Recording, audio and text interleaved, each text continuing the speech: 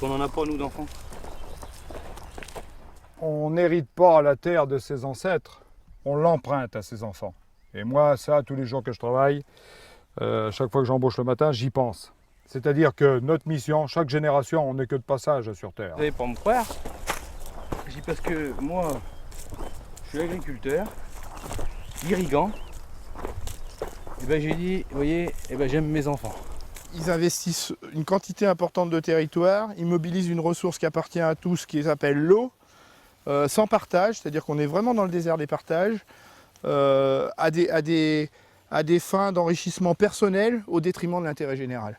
Et ça, c'est tout sauf citoyen, c'est tout sauf responsable, c'est tout sauf responsable à l'égard des générations futures, parce que Saint-Exupéry nous disait « J'hérite pas, parce que c'est facile d'hériter et puis d'entretenir un héritage. » Non, j'hérite, mais en même temps, j'emprunte à mon enfant.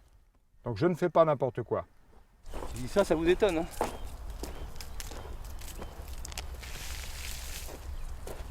Qu'est-ce qu'ils croient, les gens?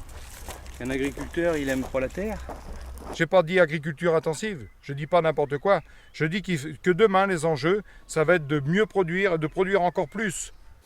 il y a du rendement en capacité là, et du potentiel.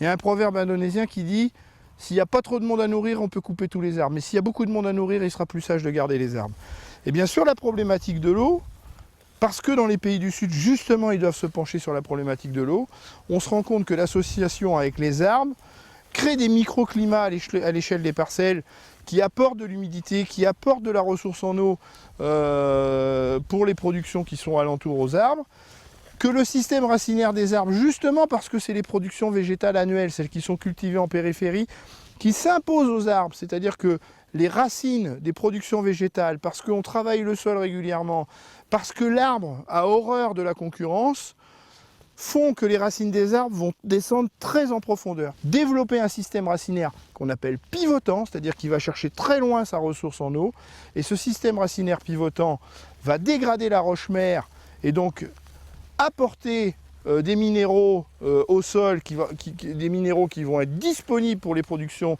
végétales qui sont au pied des arbres.